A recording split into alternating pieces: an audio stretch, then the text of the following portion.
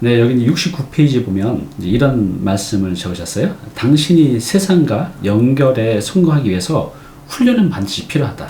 그 훈련은 근데 99%가 실패로 끝날 수 있다는 거죠. 그렇지만 이제 이런 시도를 통해서 실패는 하지만 이제 성공하는 분들이 분명히 있는데 대부분의 분들은 이 실패 자체가 두려워서 시도조차를 못하는 것 같아요. 그러니까 저도 보면 사업하면서 수많은 크고 작은 실패를 했는데 돌이켜보면 그게 저한테 정말 많이 도움이 되고 있거든요. 아니 그 이상 10배, 100배의 효과를 나타나고 있는데 그래서 저도 이 말에 정말 100% 공감해요. 그런데 문제는 뭐냐면 대부분의 분들이 이게 실패가 두려워서 시도조차 못하고 계신 분들이 많은데 이분들께 좀 시도할 수 있는, 행동할 수 있는 말씀 좀 해주셨으면 좋겠어요. 네. 이 책 전반에 다루고 있는 내용이 멋있거나 낭만적이거나 도덕적이어서 해야 되는 게 아니라 실리를 추구하면 비슷한 답이 나오더라 라는 얘기를 되게 차가우면서 따뜻하게 전하고 있어요. 이게 또 마찬가지인 것 같습니다. 실패를 두려워하지 않는 용기라는 것은 되게 막연한 얘기인데 냉정하게 생각해 보면은 투자의 세계에서 특히 이렇습니다만 투자의 세계에서는 무엇을 하면 돈이 되는지를 알아보는 것보다 무엇을 하면 확실하게 실패하는지를 빨리 아는 싸움이라고 저는 생각해요. 정글에 살고 있다면 음식이 어디 있는지가 더 중요한 게 아니라 음식이 절대 없을 곳들, 위험한 곳, 악어가 나타나는 곳, 들어가서는 안 되는 곳을 그 지형을 파악하는 게 훨씬 더 중요하거든요.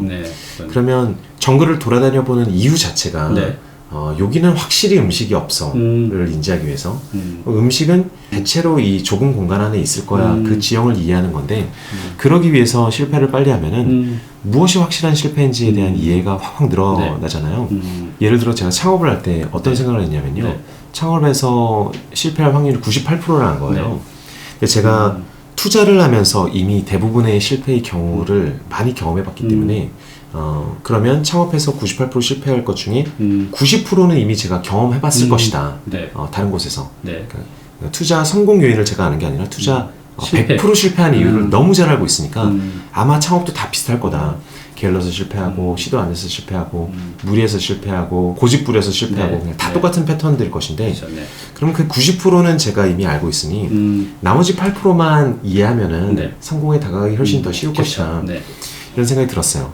그러면 가장 우선 해야 되는 것이 대표적인 실패의 케이스인지 아닌지 제가 정확히 이해 못한 것을 빨리 가서 성공으로 가는지 실패로 가는지를 확인해서 체크리스트를 지우는 영역이라고 생각해요. 근데 그걸 모르시고 아예 첫 단추도 안 깨시는 분들이 너무 많으시다. 한번 했다가 실패하면 어떡해. 실패 빨리 수집하면 되는 건데 그런 얘기. 맞습니다. 그러니까 실패는 수집하고 이런 패턴들을 내가 이제 알게 되면 이제 성공의 패턴을 찾을 수가 있거든요. 그래서 이제 그 소중한 말씀하셨으니까 여러분들 실패 두려워하지 마시고 그 작은 실패를 성공으로 가는 당연한 길로 생각하시면 좋으실 것 같아요. 네, 여기 이제 105페이지 보면 이제 중요한 내용이 나옵니다. 이제 돈이 없는 분들은 어떻게 해야 될까? 돈이라는 무기가 없어서 늘 허덕여야 하는 이 세상에서 남의 돈을 그렇게 융통할 수 있다는 것은 얼마나 대단한 일인가? 그 힘은 결국 그 사람이 가진 신용의 힘이다. 나는 신용이라는 무형 자산이야말로 부의 연결고리를 만드는 핵심이라고 생각한다. 나는 이것을 무형 자산의 꽃이라고 부른다. 이렇게 되어 있는데요. 이제 여기 보면 이제 공식이 하나 나와 있어요. 신용 이꼬르 남의 돈이나 자원을 빌려 쓸 수 있는 무형의 한도. 요거에 대한 의미를 좀 더 쉽게 설명해 주시겠어요? 신용은 남의 돈이나 자원을 빌려 쓸 수 있는 무형의 한도. 신용이라는 게 정말 신기해요. 정말 우리나라 교육과정에서 가르치고 있지 않은 게 이 신용의 문제인 거죠. 그죠, 요새 레버리지라는 책도 있지만 그 세상을 과연 빈손으로 한 푼 한 푼 모아서 다 성공할 수 있는 거냐, 티끌모아 태산이라는 것이 가능한가. 주위에 성공하신 분들 보면은 그런 방식으로는 해석할 수 없는 담임쌤만 보더라도 해석할 수 없는 초고속의 성장을 하는 구간들이 있어요. 그게 다 보면은 첫째 어떤 방식으로든 돈을 많이 빌려내는 경우들이 있고요. 그게 돈이 아니더라도 남에게 또 자신에게 꼭 필요한 도움을 요청해서 빌려낼 수 있는 힘이라는 게 항상 존재해요. 그렇죠. 근데 그거를 냉정하게 보고 있으면 어떤 사람은 1000만 원도 어디 가서 빌리기 힘든데 더 가난한 사람인데 마치 허생전의 허생처럼 어디 가서 10억을 빌리고 50억을 빌리는 게 가능해요. 그게 담보가 있었건 아니면 누군가의 보증이 있었건 아니면 전혀 없었는데 그냥 해내는 경우들도 있고요. 특히 스타트업, 이 창업 세계에서는 더더욱 그렇죠. 젊은이들이 어느 정도 열심히 일을 해가지고 무엇인가 사업계획서를 가지고 갔더니 투자자들이 이 사업계획서 좋다. 나는 어쩐지 믿음이 간다. 해서 10억을 투자해주기도 하고 30억을 투자해주기도 하고 빌려주기도 하는데 그 알 수 없는 정체가 무엇이냐면은 사실은 굉장히 주관적인 거예요. 네. 그걸 심사하시는 분이 꼭 100% 데이터를 보고 하는 게 아닙니다. 네. 상대방의 인상이나 아니면 그 사람이 썼던 글이나 아니면 정말 목소리, 뭐 얼굴의 때깔, 뭔지 모르겠어요. 네. 뭔지 모르겠는데 각양각색의 신용들이 있는데 그걸 보고 어제 내 조카가 힘들다고 찾아왔는 데는 100만 원도 못 빌려주겠지만 이 친구는 생판 처음 보는 사람인데 네. 여기는 10억 빌려줘도 되겠다. 담보가 없어도. 네. 이런 힘이 사실은 신용의 힘이죠. 네. 무엇이 됐건 무형적으로 사람들이 신뢰를 하게 만드는 힘이 있습니다. 다니쌤도 마찬가지죠. 네. 인상이나 말씀이나 어떤 남에게 가르치면서 희생하면서도 가르치려는 이런 정신에서 네.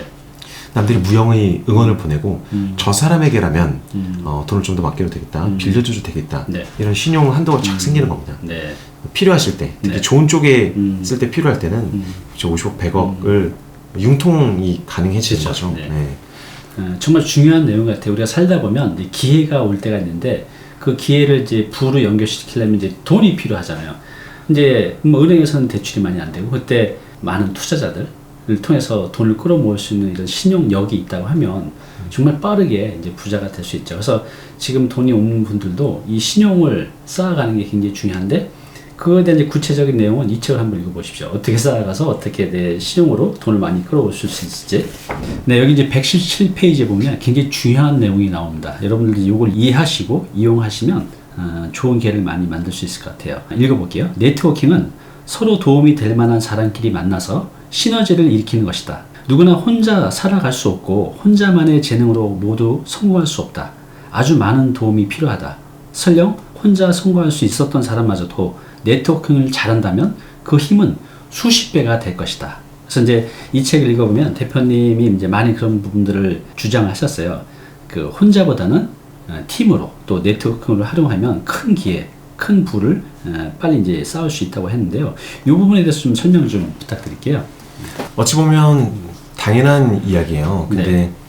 우리나라 사람들이 혹은 뭐 해외도 마찬가지겠지만 어쩐지 혼자의 능력으로 해내야 될 것 같은 네. 환상이 있어요. 네. 신세를 지면 안 될 네, 거다라는 맞아요. 얘기죠. 저도 예전에 그랬어요. 네. 사실 되게 좋은 신세가 많이 있거든요. 네. 그래서 저희도 같이 유튜브를 하고 있지만 네. 서로 신세를 주고 받음으로써 네. 둘 다 윈윈할 수 있는 맞아요. 구간이 있잖아요. 네.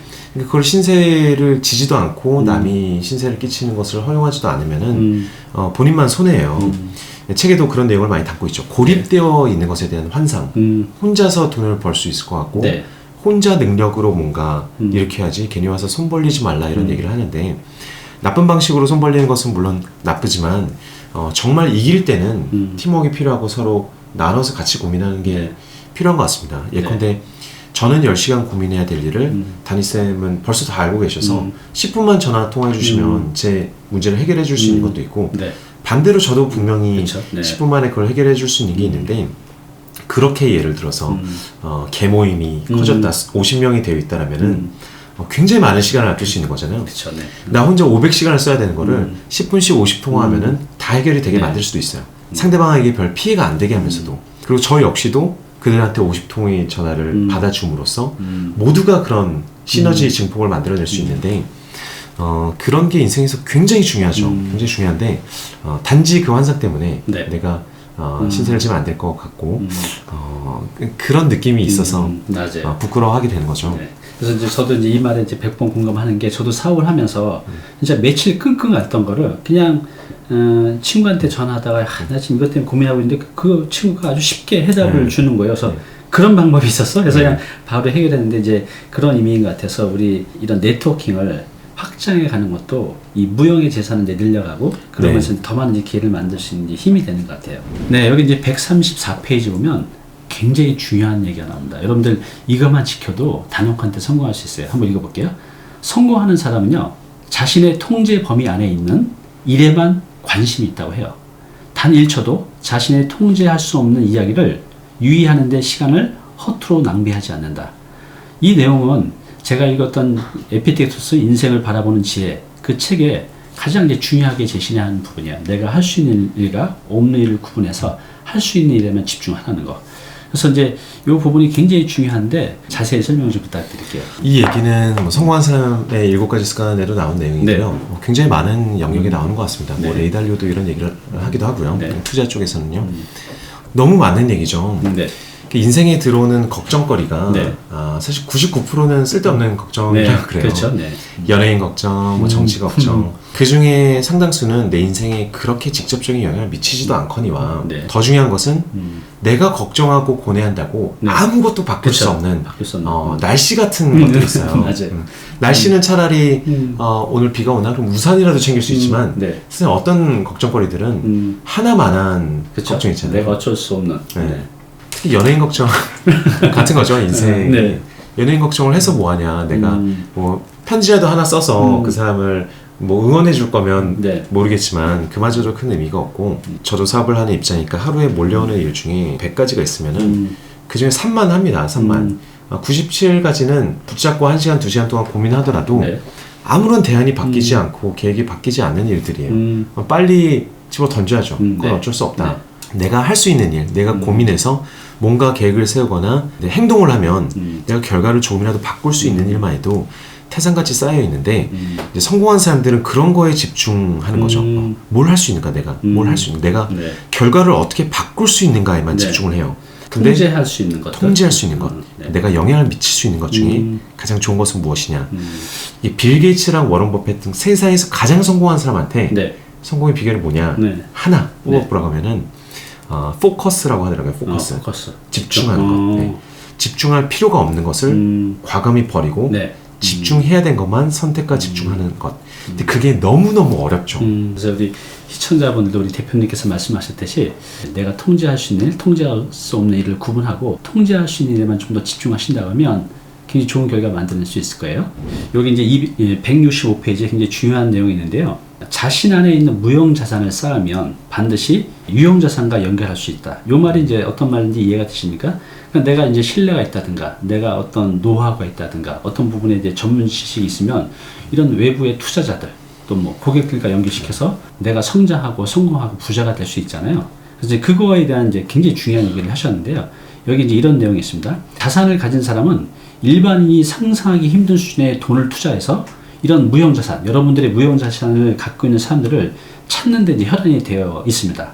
아직 자신의 재주를 세상에 널리 알리지 못했다면 세상이 알려주지 않는 것이 아니라 자신이 충분히 알려지지 않을 가능성이 높다는 거죠. 그래서 여러분들도 여러분만의 달란트가 있는데 이걸 이제 세상에 이제 알려야 되는데 이걸 어떻게 알리죠? 대표님이 어떤 활동을 하고 계세요? 물론 알리는 게 굉장히 중요합니다. 또 마케팅 워낙 많이 공부하셨으니까 대부분의 사람들이 특히 이제 직장인 초년차에는 자신이 가진 것을 알리지 않고 지나치게 겸손해서 문제예요. 사실은 잘하는데 못한다 얘기하니까 세상에 알아주지 않는 것.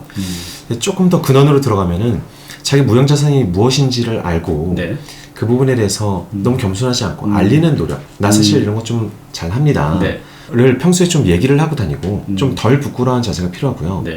더 나아가서 저기서 하고 싶었던 얘기의 핵심 중 하나는 세상이 나에게 기회를 주지 않는데 나라고 얘기를 하고 있지만 거꾸로 그 세상이라고 얘기할 수 있는 부자들은 일 잘하는 사람, 특정 무형자산을 가지고 있는 사람을 찾기 위해서 어마어마한 자원을 쓰고 있어요.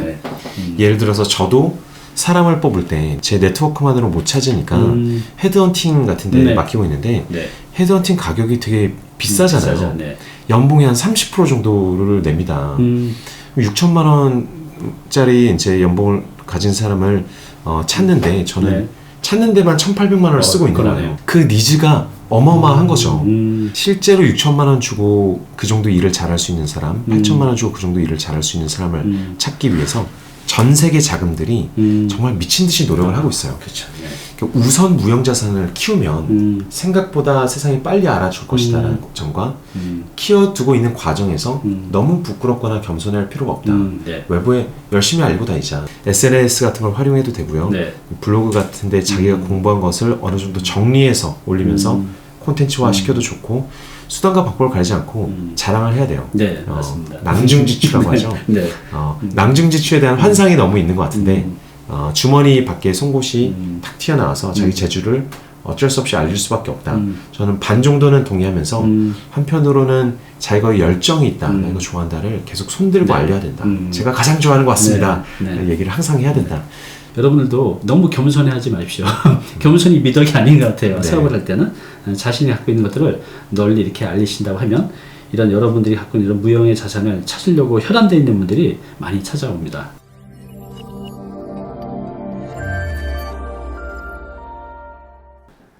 네, 오늘 정보 도움이 좀 되셨나요? 앞으로 이런 정보 계속 받아보실 분은요, 여기 구독 부탁드리고요. 그 다음에 오른쪽은 제가 추천하는 영상입니다. 꼭 한번 보시기 바랍니다.